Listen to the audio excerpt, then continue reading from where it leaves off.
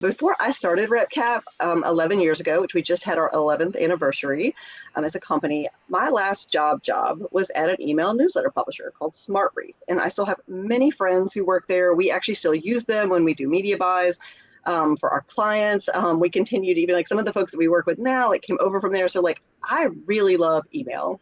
Like I believe in email as a marketing channel. I believe in email as a publishing channel and as a way that even in a very crowded, very noisy media environment, that when you do it right, you can build deep, lasting connections with people that, you know, it's not just transactional. It's not just like, here's a coupon code, right? Like, which is what you get to do in B2C. So for this in B2B, we get to do some more interesting things. So I'm very excited to talk to you all about this.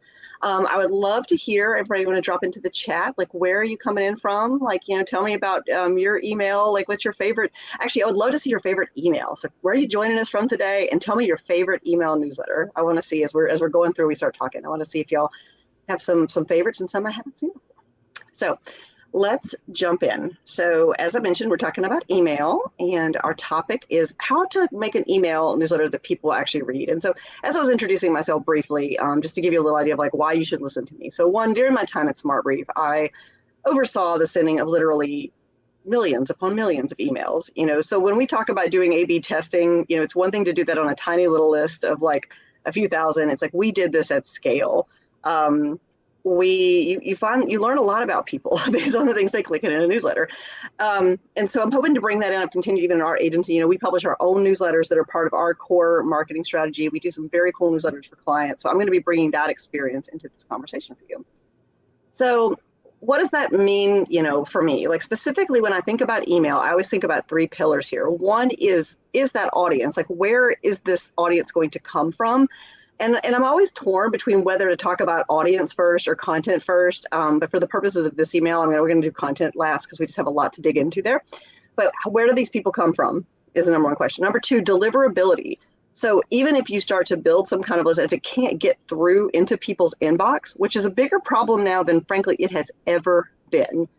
Not only as email marketers, we don't know if we're getting through or not, even for things that people have opted in for. Like it can be very challenging. And then two, there's so much just noise. Like there's so much temptation. I think right now, one of the things I'm seeing a lot of as the economy gets more volatile, and I think there's a lot of pressure on people to get sales, you know, and to get meetings with people, the spam, like spam email is through the roof.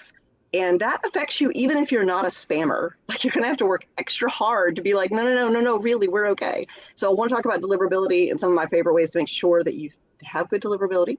And then last but not least, we're going to talk about content. We're going to talk about email.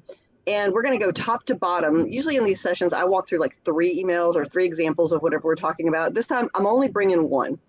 And it's because I promised y'all, I put it when I was promoting this, to tell the story of the time that I sent out an email at SmartBrief. This has only happened once in my entire career that had a 100% open rate. And while I hope that none of you ever send an email like this that would be triggered in this way, and you're going to see what I mean when you get there is so much to learn actually from auditing that email. Like we're going to go from top to bottom and talk about why that email performed that way that day. Okay, so that's going to be really fun. All right, audience growth, my favorite topic. So one of the first things I'm going to tell you, I am all about opt-in. I am not a fan of emails that people do not freely choose to subscribe to. And I think, again, as I mentioned, I think there's a lot of pressure right now for people to publish things to reach out to people and add people to lists. It's like, oh, well, how'd they get on the list? You know, they go buy a list from ZoomInfo and they're doing things like this. Like, I'm not a fan. And I'm not a fan because, one, it's rude, right? Well, it's against the law, okay? It's like even before GDPR, we had canned spam. The guidance is pretty clear. And I find I have myself, when I start to have these conversations where people are looking for loopholes around canned spam and GDPR, I just don't play that game because like the thing is, if you follow the spirit of those laws, which is don't email things to people that didn't ask for them, you won't have to actually worry about breaking them in practice. So I know that somebody's going to come in, these people should, I can send these emails and canned spam doesn't keep me from sending cold outreach. And it's like, no, it doesn't. It doesn't keep you from sending one-off, go and email people over and over and over again. It doesn't stop you from doing that. But your email newsletter is precious. Do not just start sending it to people. Okay. invite them in. 2, engagement will be way stronger. I mean, when I come in and I look at an email list, I can see, frankly, I can tell, I can backtrack and reverse engineer by the health of that list where it came from. I really can. Like, I can see when I see an opt-in list, I'm expecting to see 20% on an open and like a good 5 to 8% on the clicks, like known clicks. And we can talk about how that stuff gets calculated, but because it's gotten trickier over the last few years. But when opt-out list where people are being sent things that they didn't ask for, that open rate's more like 2%. That also, and there's some hurt deliverability. I mean, just overall, you're sending it nowhere. Like, it is so much better to have a small list of people who freely choose to engage with you and receive your content than to send out your emails to a big list that no one cares about. And I will tell you, like, I've come in sometimes and cleaned in lists, like for clients that brought us in, and they've had lists where they brag about their 70,000 list, and you get in there, and by the time I run it, I scrub it to zero bounce, there's 14,000 emails left.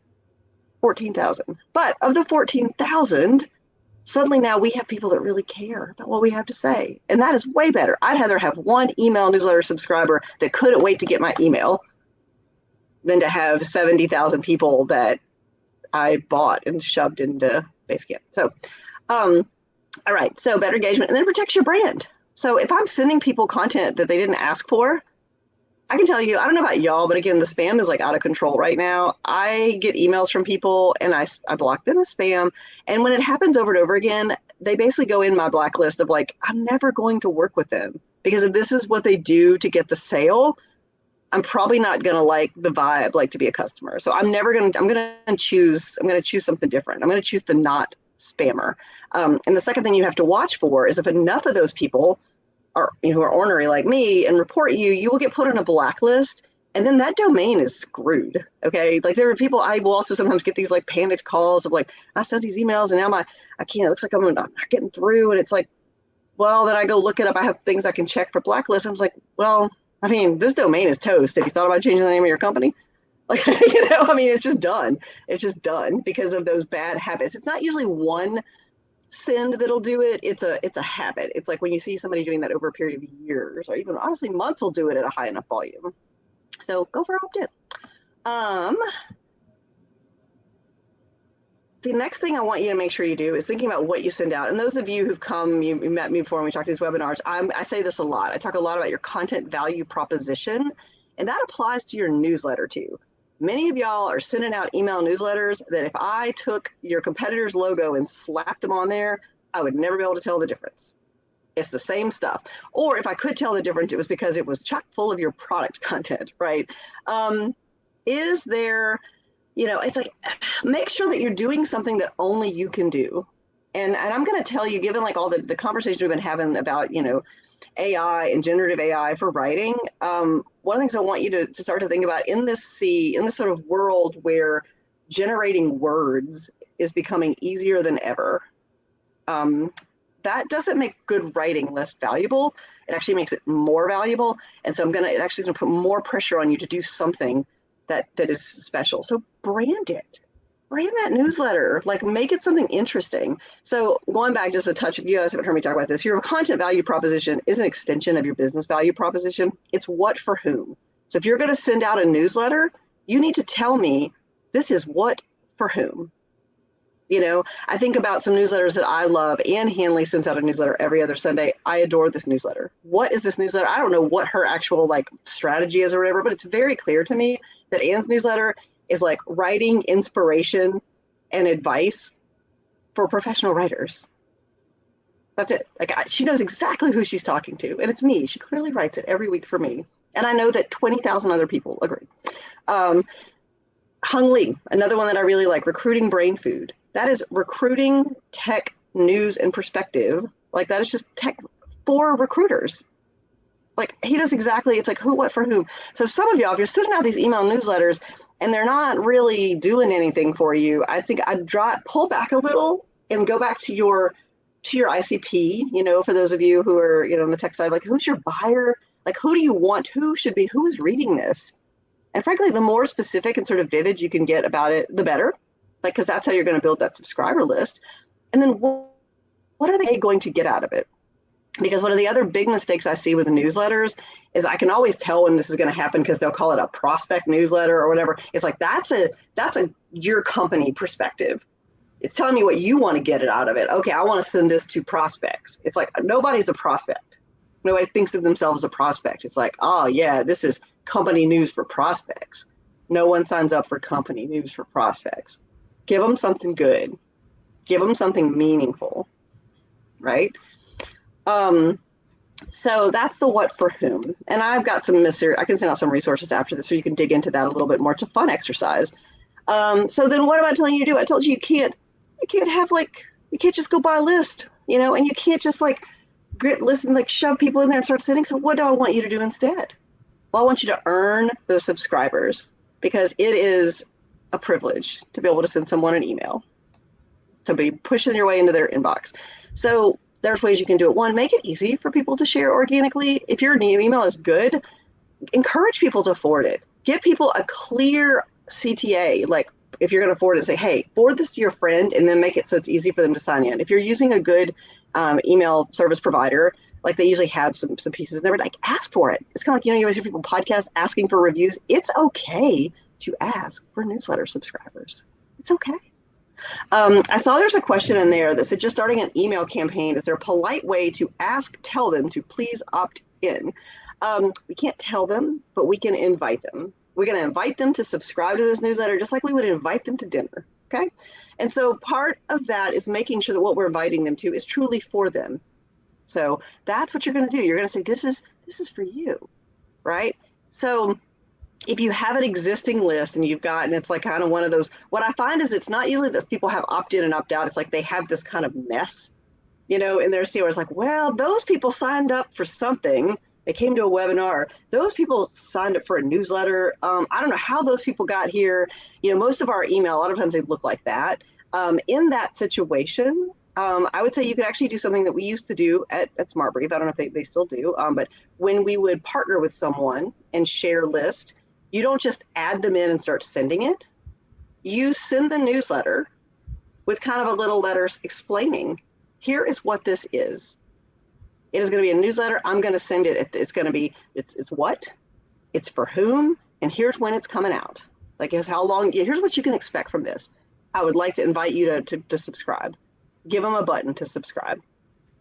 You can we used to do it like in a sequence of 3. You could do one, you do another one, a week later. So you can kind of do that, but you can tweak it a little bit, but that's who you're going to invite in, right? That's a way to do it. Then the next thing you can do, what I really want you to just mostly thinking about like it's a product, right? So it's also okay to do direct outreach. Hey, we started a newsletter. I think this would be really good for you, and here's why. It's okay to send that message. It's okay to send that. It's okay to post that on your social. And the other thing is integrating it with other offerings. So one of the best things that you can do here, so say someone signs up for a webinar or they're signing up to download like a guide, you can have something there that has a checkbox. All of your decent landing page, marketing automation tools will give you the ability to do this. Make it, we can have arguments about whether that box should already be checked or not checked, depending on the reaction of the person that comes, but give them the ability. Like, so if they're there and they're signing up for the webinar, give them the ability to choose to receive the email. Have it either default checked and they have to uncheck it if you're feeling cheeky, or have it unchecked and be like, hey, do you want to get this newsletter too? You can also, when you do the follow-up from the webinar, just like, hey, this is what I'm going to do to y'all. I'm going to send this webinar out. When we send the on-demand version, I'm going to say, hey, did y'all know that we do these all the time? We send out an email once a month that has them coming up. Would you like to get those updates? It's okay to ask. It's not okay to start sending stuff to people.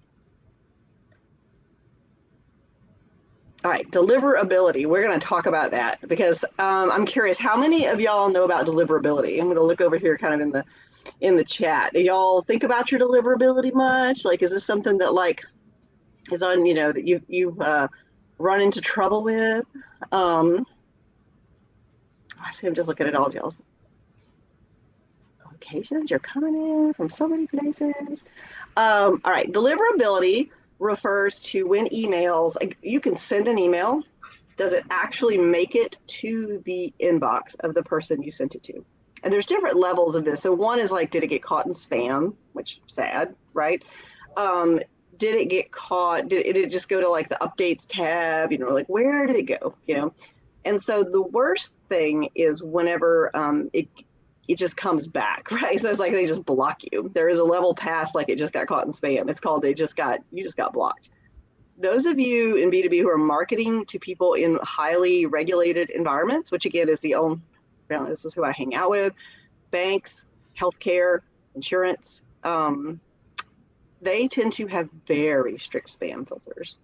Like it isn't even like it got through and like the person that you sent it to could go see it in their spam. It's like it never even made it there because they don't like what you're doing. So what's the normal bounce rate? If any of y'all have ever heard of bounces, we talk about bounces is one of the things that we're looking for. A bounce means you sent the email and it didn't even get there. Like it didn't even make it to go into the spam thing. And a bounce, we call soft bounces, which are like temporary. Like a soft bounce is like, oh, their email inbox is full, or oh, something goofy's happening with their server. That is usually not really your fault. A hard bounce means that email just flat out no longer exists. Like you just hit a bad email or you got blocked by the server. We have you really don't want to see more. If you get 0.5% of emails bounce. So emails, like when people are on vacation, can bounce, right? So it's like, it's not, that number not going to be zero, but 0.5% is like the tolerable level.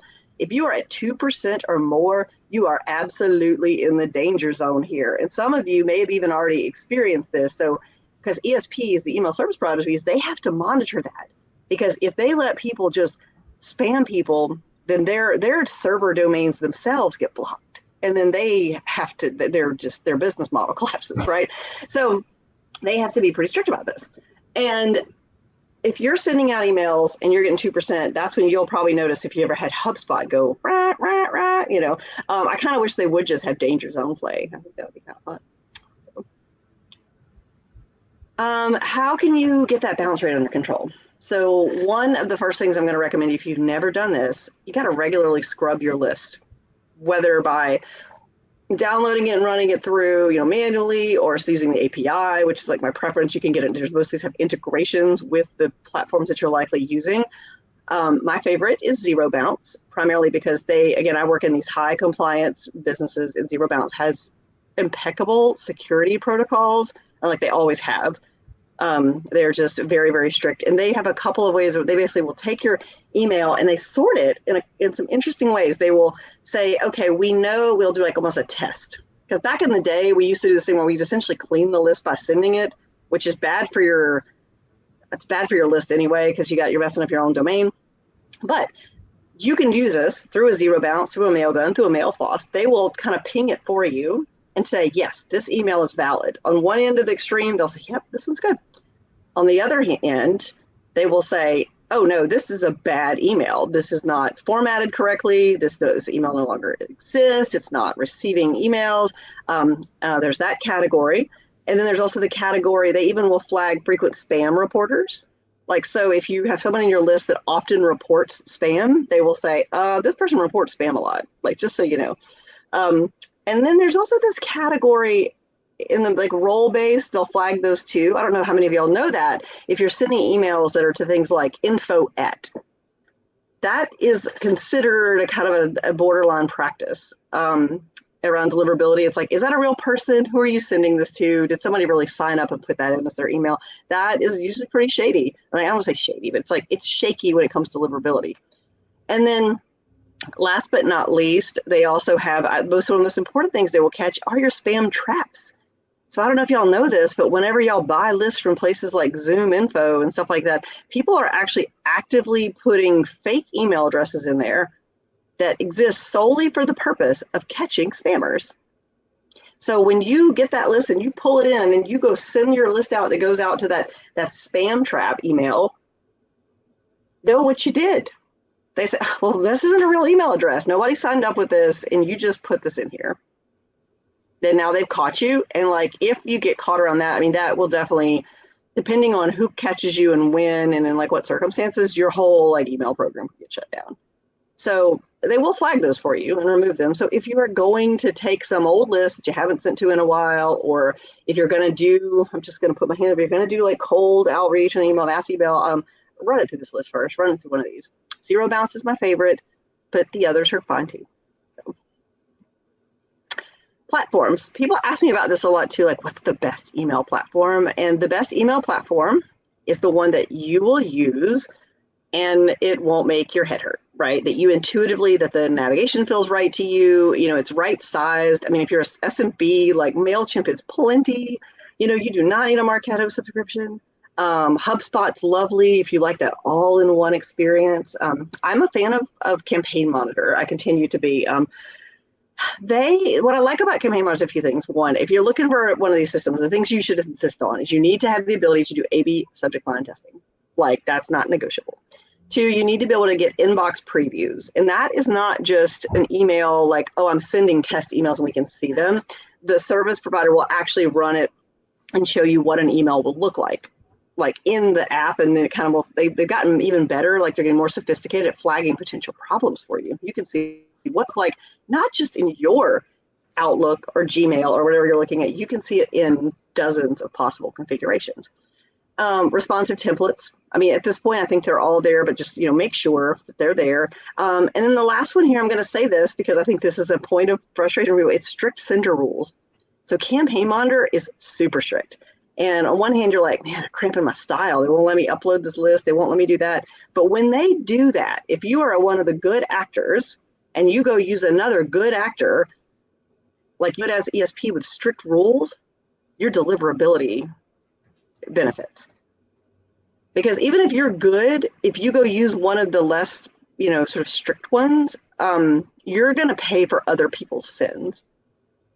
So I would say if it's important to you that your emails get to the person's inbox, especially in high compliance environments, just go look at Campaign Monitor, okay? Just go look at Campaign Monitor. It's got the best, I find it's the one that has the best shot of getting through. And they also will not, they will not tolerate a lot of nonsense like with lists. So next. All right. So we talked about that. That is thinking about your audience and so where do these people come from?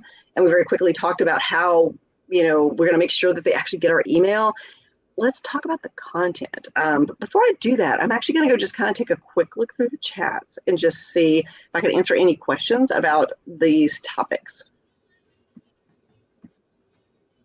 They moved my chat stuff around. Ooh, strict sender rules. Okay, strict sender rules mean that they require you to do things like you're going to have to attest that you did not buy this list. You're going to have to attest that these people opted in to choose to get your emails.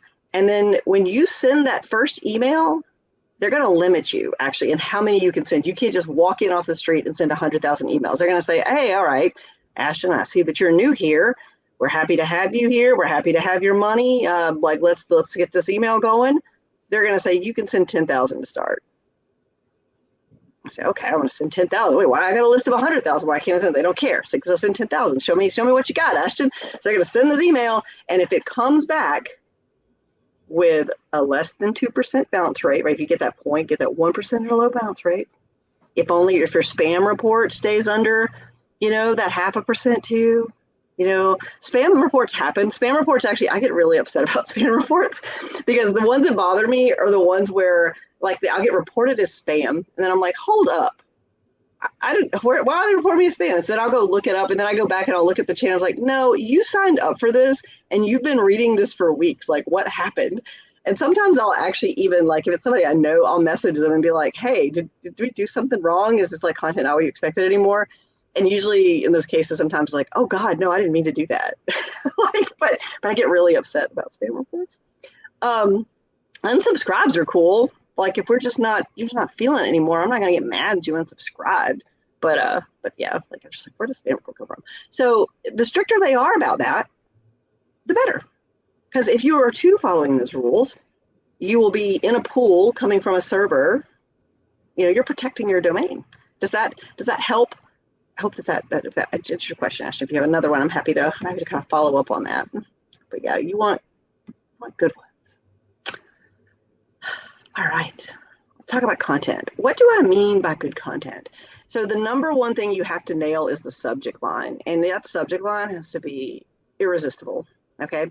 But one, I want you to match the tone of your email and your brand. So if your brand is sassy, have a sassy email. If your brand is very serious and comforting and reassuring people, it's okay to have like a serious email. I mean, one of the ones I always give an example of is like one of my favorite emails that I get is from Trello. I don't even use Trello, but I get an email from a taco, y'all. How could I not want an email from a taco? But I don't want my bank sending me emails from a taco. I would be like, what is going on over there? Somebody call the FDIC. But when Trello sends me emails from a taco, cool. Try to steer clear of the jargon. I'm not anti-jargon completely in content writing. I think jargon can be an important shorthand for communicating things, and also a way to signal that you're part of the in-group, that you understand their concerns. So I'm not going to say never use jargon, but I'm going to say go real easy with it in your subject lines, partly because it's just hard for people to understand. And then one of the questions I get a lot are like people using a lot of your email service providers, if you use things like CoSchedule, they will give you suggestions on headlines. They kind of will check you.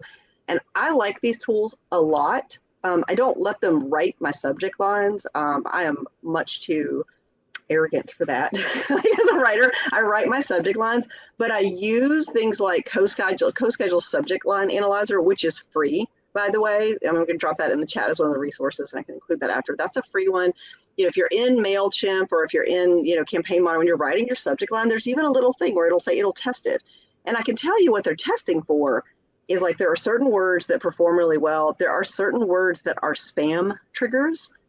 And I will tell you, here's one of the ones you'll probably find the most painful. The word free. The word free is ruined.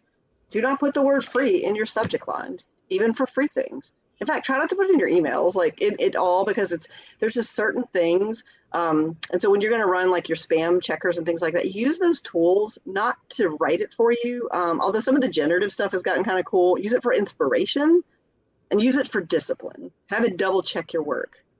But just because it says, oh, one emoji will give you a slightly higher score in this tool doesn't mean that you at this hospital system should start using emojis, if you're running a hospital finance newsletter. It's like, just know your audience, but like, that's what I like to use the tech for.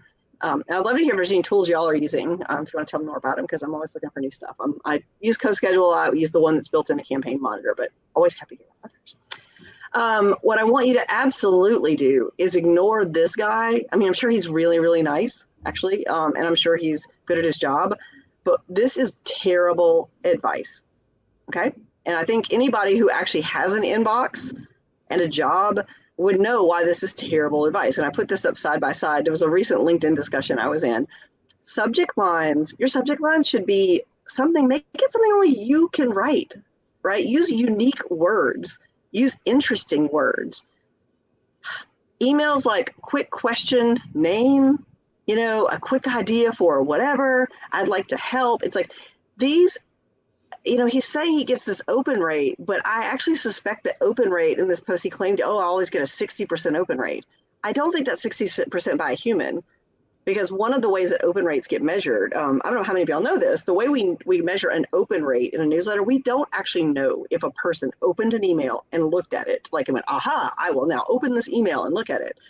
All we know is that there's an image that is placed in that newsletter, even if it's technically you don't see any images, there's a little 1 pixel image that on a server, that if you open it and it says you have it set to display images, it will send a ping back to that server that will say, aha, they opened that email.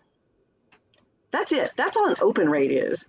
Now, in sort of the Apple era, like we actually got the ability, in iOS to say like, actually, I'm going to open it, I'm going to look at the images, and I still don't want you to tell them that I looked at it.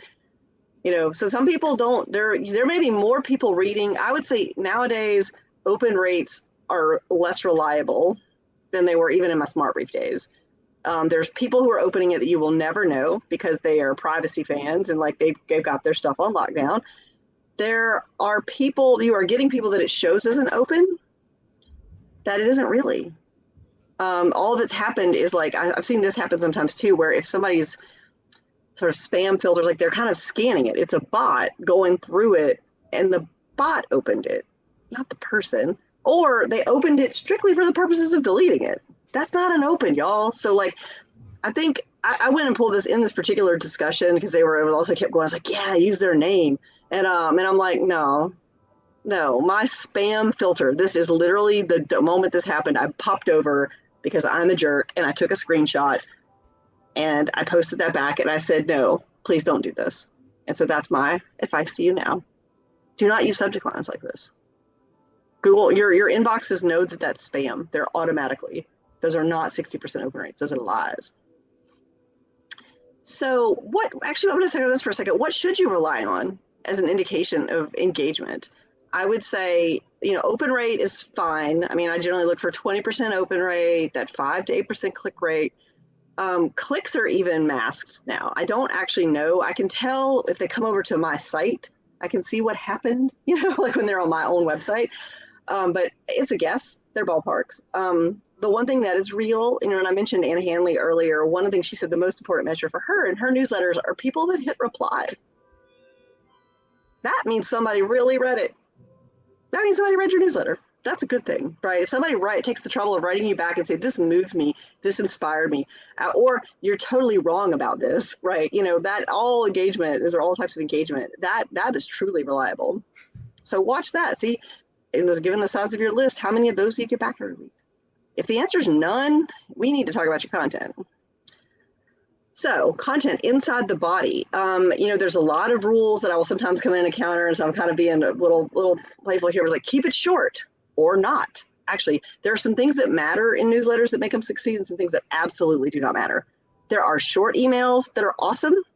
There are long emails that are awesome. There are terrible long emails that no one would want to read, and there are terrible short emails that no one will read. It is the value that matters, not the word count. So my advice to you here is like, make it as long as it needs to be. Don't ramble. But if your idea is worthy, don't cut yourself off either. I will tell you, however, speaking of metrics, if you write a long letter, which some of my favorite things are things that have super long letters, your click rate is not going to be very high. So think about what you want engagement to be. Is your goal to have somebody go to the newsletter and read it and to consume it inside the newsletter? Or is your goal to have them open the newsletter and go somewhere else? We talk about CTAs and the call to action. Like, be clear what your goal is here, because if a long thing, especially if you think, well, I think there's an idea of above the fold, like in the newspaper days, how it applies to a newsletter, but it does. The first click is going to be the one that gets the most. If you be sparing in your links, because they're going to click on that first one's probably going to get the most. Like, I try not, that's also a thing that'll make you get triggered as a spammer. So be minimal, sparing with your links. Give me good headlines, right? Make them tight, put some love into them. It's very similar to the subject lines. Like, most people scan. They're not going to sit there and read your newsletter like line by line. They're going to go, oh, that's interesting. And then the other thing, and I realize some of you, your content marketers, you're going to have to probably have some conversations about this. Downplay the pitch. You have to give value first in these emails. You can't make an ask. The ask, the sell, the here's my product, here's my demo, that cannot be the feature in an email newsletter. That can be in a different type of email. You can put that in your sales emails if you want, but the ratio that we always used at SmartBrief was, and I think from my experience in doing this in client newsletters on our own, it's 80% educational, informative, 20% here's what we do over here. I mean, you're already getting, it's a brand, the play here, this is a top to middle of getting into the middle of the funnel play. This is usually the easiest thing for someone to choose to do to engage with you. Don't try to beat them over the head with all sales copy out of the gate. So the top should be, what was your best blog post? Do you have a new white paper? Is there a webinar coming out? In my newsletter, there is a letter. There's just a little note, and it's just something on my mind. And then we usually have what are the upcoming webinars? If we have job openings, that's on the RepCap side. On the managing editor side, it's weekly, and it's just it's a main featured article. There's a secondary piece, and there's some additional reading. I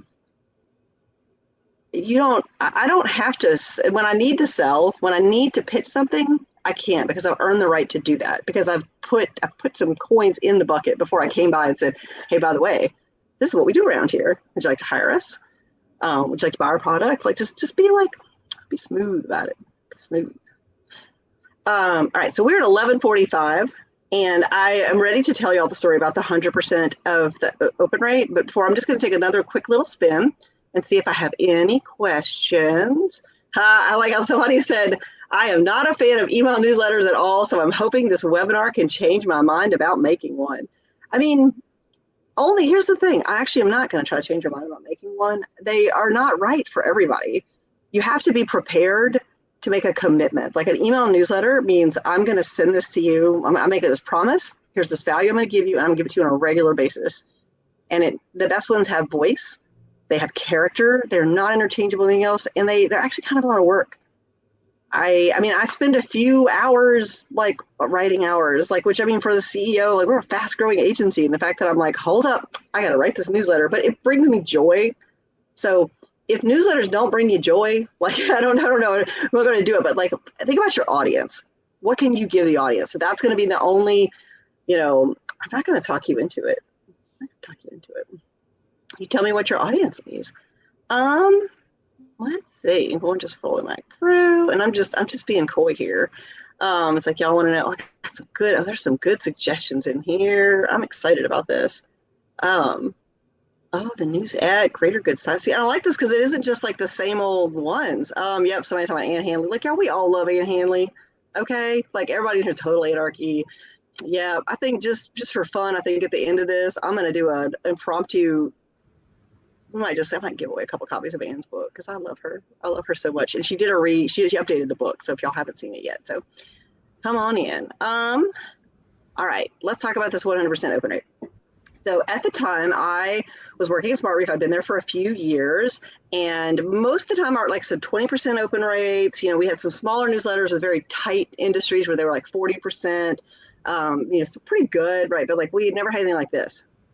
This is the newsletter that had a 100% open rate. Everyone we sent it to opened this newsletter. And I think we can all see why. And I can give you like some I can kind of walk you through what you might learn here. But the first thing I want you to know is that you don't want to ever send an email newsletter like this, okay? This newsletter is for NEI, which is the association that represents the nuclear industry in the U.S. And this was sent the day of the breach. There was literally nothing in the world happening more important to those people. You talk about a what for whom, right? So you're never gonna send a newsletter like this unless somebody here wants to tell me that they've actually they're that because we never did it again. I don't know, maybe somebody else at SmartBrief has. I hope that no one ever experiences this. But what I will say, what they did here, I want to give you a little context of how you get a 100% rate. This newsletter already had been going out for a while. This is a daily email newsletter. So I think sometimes people are scared to send emails. A low value monthly newsletter is no less annoying, than a low value weekly emails that get people to unsubscribe faster, but it is about the value. Like even in SmartBrief, like we didn't like to send emails less than weekly because people don't build habits. One of the things you want is for people to build a habit and to trust you. And so one of the most important things in deliverability is the sender. Do you trust the sender to send you the information that is going to be useful to you and important to you? So going into this, long before this email sent, months before this email sent, this NEI had already established, and SmartBrief had already established trust with the readers of this newsletter. It already had like a 40% open rate every day. Every day. They saw this as the best source, a great source for what was going on in their industry. So they trusted them. This is also an opt-in newsletter. Even though this is NEI, sometimes association newsletters, they'll go out and if you're a member, you get the newsletter and you don't really have a choice. That's not the SmartBrief NEI. That's not the model that SmartBrief is traditionally used. Like they would come in with the association list and they would offer it and they could choose to opt in, just like I was describing earlier. So people chose to come into this. They chose to read this newsletter. So they already had sender trust. They already had a habit of looking at it every day. So when people woke up in the morning, they were already going to be like, whoa, I got to go see what's in here. Two, I always used to tell people when we were just like, is it accurate? Is it relevant? Is it interesting? So they also, part of the trust thing is this is accurate information, right? Then it was also, is it relevant? It's very relevant. So of course they could go get this information from the New York Times. I mean, this was obviously big, big news out in the world. But what they did that was special was the language is all geared toward the voice of their business. So it's written for them. It is not written for the general public. You can see it's like, hey, our designers are built to handle this. Like, what are we going to do? Stay up to date on the facts about the situation. You know, the whole tone of the writing is written to you. It's not about NEI. This is not about here's what's happening at NEI. Certainly that kind of information is in there. I'm going to pop over actually, and I'm going to walk us through because I do have the whole newsletter. Because James and I we were chatting about this because I always tell this story. And then I realized like it's actually was still available in the archives, like just on the site. So I was, wow, this is amazing. So it's a very dated look, right? Nobody's going to defend the like design of this, but guess what this is? This is news about the nuclear technologies industry. What? For whom? Very clear. Who's it coming from? NEI and SmartBrief. They chose to read it. It's going down. Featured story right there. Like this is, if there's anything that is more interesting or relevant, you know, sort of accurate, interesting, and relevant, like yes, they've got New York Times, Reuters. You could glance at this and know what's going on, but you also have the ability to click on these things. They gave you some extended information. They built these share buttons. This is so quaint though. This one kind of cracks me up, but I did mention make it easy to share. I know this looks better in modern SmartBrief newsletters, so I apologize if any SmartBrief people are like, oh, we fixed that years ago. But this is what we were doing, you know, back on March 16th, 2011. The whole thing, you know, it's like these are all, and I'm not saying you have to make an industry newsletter like this, right? But you can see it's just headlines. You can scan it or you can click more news, you know, and then we have Policy Watch. It helps to structure your email and make it easier for you to put it out too. It's like they have categories for things. It's also not strictly about nuclear. Like they also put some management leadership things. You know, this was an ad-supported newsletter, so you see that. And then we got an editor's note, right? And this came from Rick at the time, who was the CEO of SmartBrief. And this was one of the things I remember, like kind of the whole discussions about this, and I really actually very much appreciated that he did this, and then invited people to come in and message us. And they have some other like fun things. It's okay to be a little quirky. This was one of the most popular features in SmartBrief, I believe, and it's still there. This is a quote that they choose, and these quotes have nothing to do with like the business or anything, but people love them. There's a way to, you know, change your subscriptions. There's a way to send feedback. You can email it to somebody else. You can look at the web version. You know, that's some of these things again are more around the fact this is an ad-supported newsletter, but you can go through the archives. And Brian McBurney, who is actually still is a journalist covering atomic energy stuff. Like I feel like should probably check in on him, see how he's feeling about this. Like, he remembers this newsletter. But it's all there, right? And so you can, that unsubscribe, that being able to change your subscriptions in a click is also very important. That's, you know, look at this stuff. This is tight. There's a lot of value in this. But on this day, it was everything to people who work there. It was like this is how you make a newsletter that somebody will absolutely open. And any questions about that? Because we got 4 minutes. I got 6 minutes here to answer questions. I'm happy to talk about either that newsletter, you know, because what I realize, you're not going to send out a newsletter like that, right? Like that's a little bit different. But the things I want you to take away from that is build the habit, build the trust, you know, in terms of the emails that you're sending. If you don't send the email every week, they won't pay attention to you when you have the big thing, right? You earn the right to get the big thing by doing the little thing, right, week after week. Let's see, have some folks even worked in nuclear? Yes, so yeah, 100% email. I mean, it was also the open rate was almost that too. So it was like, I mean, everybody looked at this thing. It was like, let's see who else is in here. Oh yeah, Michael posted the co-schedule thing for y'all. People also like to get emails from Atako. Like SendGrid. So I'm aware of SendGrid. I haven't personally used SendGrid. It's fine. Like it's good for scale. Like if you need to send a lot of big emails, like SendGrid's fine. I see Brian said, how do you find your spam reports? Is that through Pardot? You use a different tool for that. It should be in your email provider. Like, so when you go out and you see an email report, everybody puts it in a slightly different place. So like, but if you opened up Pardot, if you go look at email performance, they should be showing you open rate, click rate, unsubscribe rate, and spam.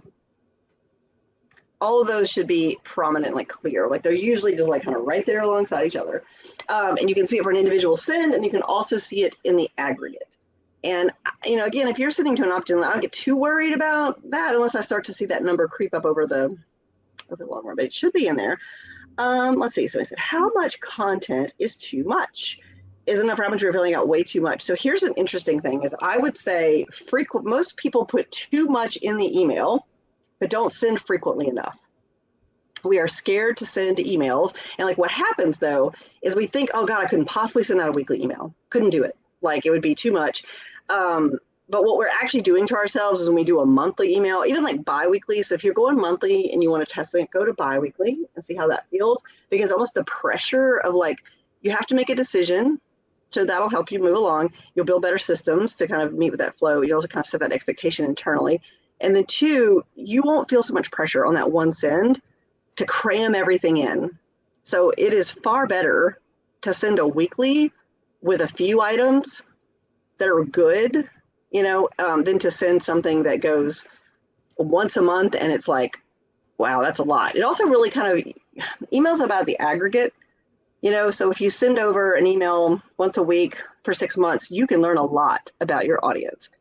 If you only send out, you sent that out, I think about in a year, you made 52. I always say 48 sends. I never say 52 because something always happens. We always have to get kind of cancel one of the holidays. So it's like 48. I had 48 chances to kind of get those touches, to gather the data on what they clicked on, what they cared about. And if I messed up one, well, I was coming back next week anyway. If one was boring, whatever, we'll be back next week. If you only send it out once a month, you only get 12 chances of doing that. So there's all this pressure, like how to make it better. Let's see. So for subject lines, is it generally a good idea to include a recurring title, e.g. XYZ company news? No, absolutely not. Make it different every month. Subject lines that are the same over and over again are a spam signal, actually. That is more going to get you sort of triggered as potentially as being a spammer. You're not changing it. They're going, God, they're just sending the same stuff over and over again. Must be spam.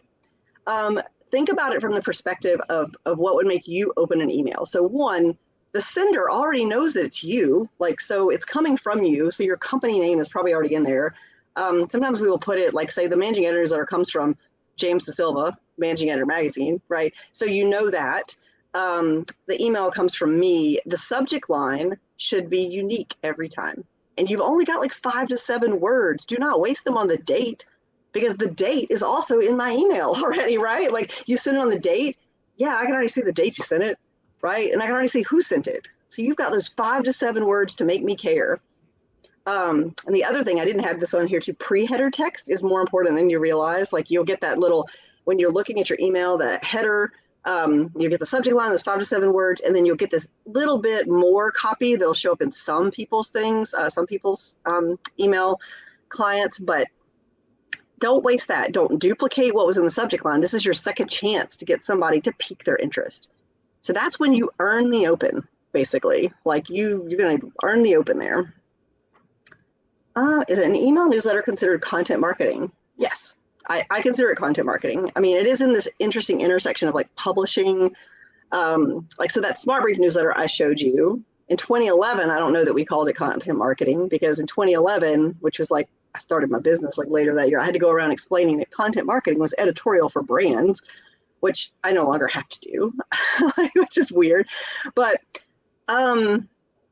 it's really like, it's in the middle, right? If you do it right, people forget that it's marketing, right? I mean, it's there. It's like you're giving them value. Another good email to check out is like, look at Culture Amp's email, the People Geeks Weekly.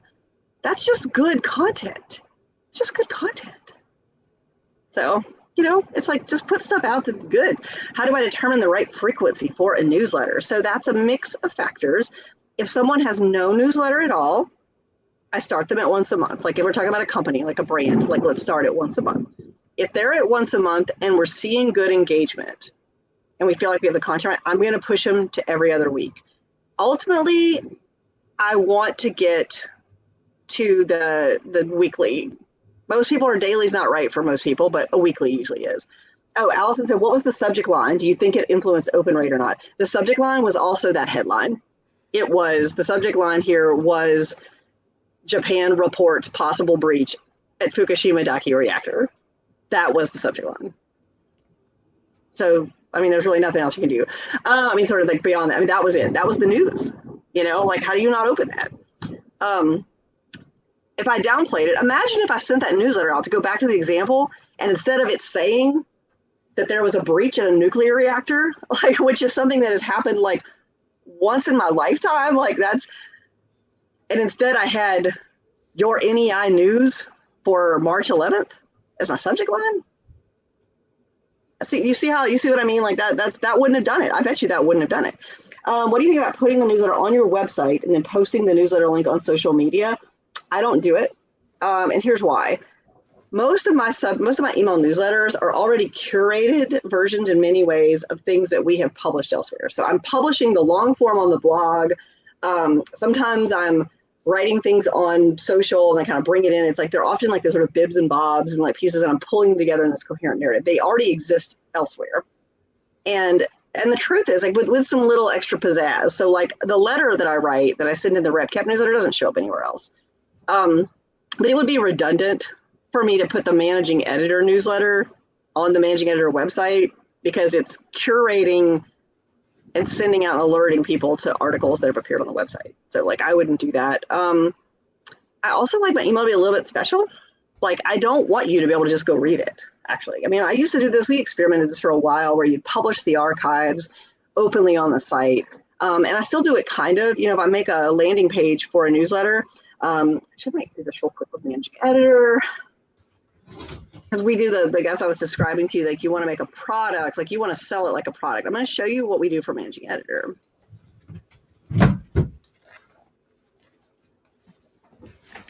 This is what I mean by a landing page for a newsletter. This tells you exactly what this is, right? It tells you exactly when we're going to send you an email, exactly what shows up in it. And yes, there are CTAs scattered throughout the site, but this is here, right? What are we talking about over here? And this is our brand. This is our, you know, this is content marketing is all weekly. So we're cheeky, we're fun. Like, so you would do whatever you needed to do for your brand, but this has that information. And what I used to for a while actually put the archives a link in here because I felt like it was helpful for someone when this was still a fairly new publication to see what they were signing up for. And when we did this new iteration, like we kind of found that dropped off, like people weren't really engaging with that. So I removed it. If you make this part right, you don't need to show those archives. There's not really a lot of benefit for that. Let's see. Team of one, we currently send out monthly newsletters about 5K contacts, average about 1K opens. That's pretty good. You're 20%. We've seen success in later sharing that newsletter content on our website as a blog with a CTA to subscribe. I mean, look, if it's working, then do it. I have not ever like really seen that work, but I mean, I'm not going to tell you if that has driven people to subscribe to the newsletter, you know, especially depending on what kind of content, I just wouldn't want to, because my newsletters tend to be curated versions of things I did long form elsewhere. I feel like I'd just be cannibalizing stuff. So, but if that is working for you, that's awesome. Would I change any of this advice for internal comms versus external comms? You know, yes and no. You know, depends on if I'm sending out an email, and I've done some internal comms for very large organizations, often that were decentralized. Like the same rules apply. I mean, you have a little kind of going for you in the sense that people have to read it because it's work. It's like, oh yeah, well, you're paid to read this newsletter. So that will often pad your open rate a little. But it's still your job to make it so not just your what for whom has changed. For whom is for people who work here, right? It's like what for whom? What are they going to get out of opening and reading it? I mean, you have the right, since it's internal, to sign them up. You know, like they can't. That's what that kind of breaks my the opt-in opt-out thing. You can sign those people up. However, like, you know, I still encourage you to earn it. Earn it. I think we're in there. I don't want to leave you if there's still questions here, but let's see. Is there any others? We got through them all.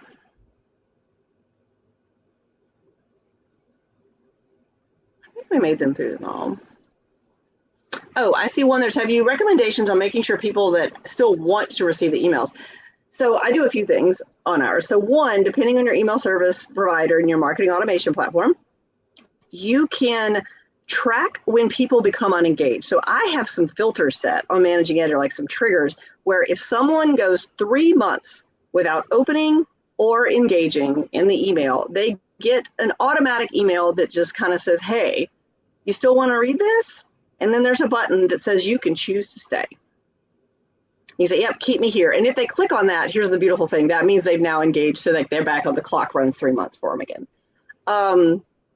I don't just unsubscribe them because, again, back to the unreliability. If they're just like strict about their privacy, I just don't know if they've opened or not. So I ask, but it's automatic. There's a Buffy GIF in there. It's a silly, we make it match the brand. So you can make it match your brand too. It's like, hey, you're still getting value out of this. Give them the ability to opt in and give them the ability to opt out. I know some people are scared to do that, but I think that I would rather, if somebody's not getting value out of the newsletter, hey, it's okay. You can go. Like, you want to stay or go? And then they're not, I'm not clogging up their inbox anymore. All right. I think that brought us to the end. Oh, how he set up here. He's like, hey, thanks, Michael. Got that shared. I think we're good. So if y'all have any other questions, please feel free to send me an email. You're going to get the on-demand version of this, with the deck, and we'll drop in some additional resources and things that we've gathered up and some things we talked about here. You'll get that in your inbox. Might get the recording tomorrow. Usually I manage to get that email. I started working on it beforehand, but then I never know totally what I wind up talking about since we had to take questions. You'll have that by Friday. But yeah, this was fun. Y'all asked some good questions. These are good questions. You got me thinking about this internal comm thing now. It's like we can make people do stuff, but it's better to make them want to, right? I want to make them want to do. So, cool. Well, thanks everybody, and I hope you have a wonderful rest of your day.